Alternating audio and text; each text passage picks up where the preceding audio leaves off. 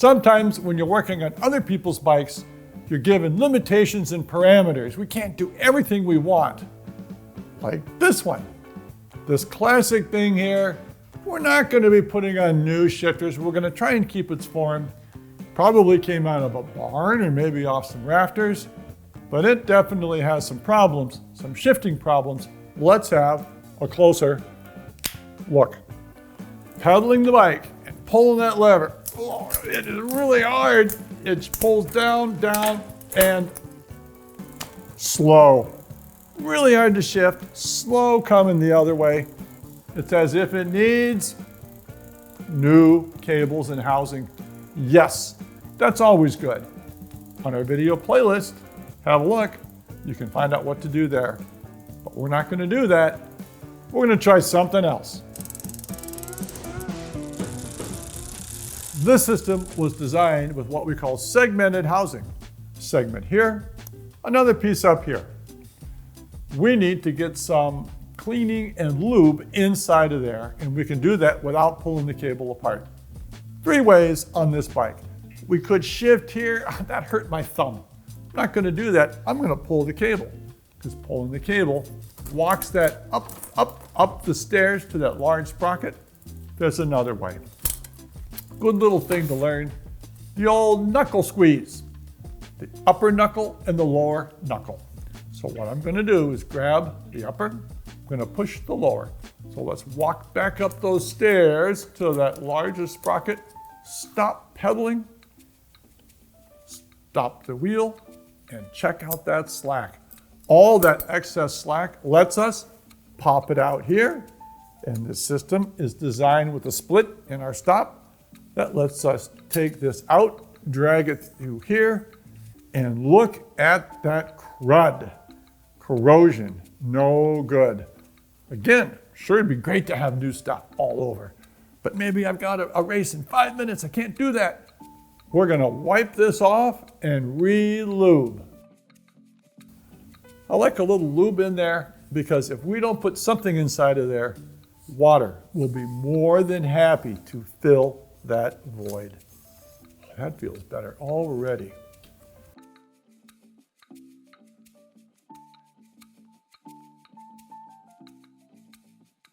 I'm going to engage that. I am going to push that back in. I'm going to engage that one fully, make sure those are fully in. Now, follow me up the line to the front piece. We disengage at the front. Again, this one has a split in the stop. We bring it away from here. And, well, it's not near as bad. I'm going to wipe it anyway. It makes sense. This is high above the ground. In the back, we're down near the dirt and the muck. So here, let's wipe anyway. A little more lube. And get that on our cable. There we go. Make sure it's back fully in the stop and fully in this stop. Now, let's go to the middle. In the middle is a bottom bracket guide. This piece is plastic, feels smooth, nothing's going under there. We're gonna leave it. Now, let's pedal the bike and see how it shifts. Let's walk that chain down those stairs by pedaling. The spring brings it all the way out. That's nice. Now, engaged, everything's engaged. Let's try that shifting. Let's see. My thumb likes it already. Perfectly adjusted? No, it needs some work on adjustment. But that cable, big help. That's one system. Let's have a look at a different one.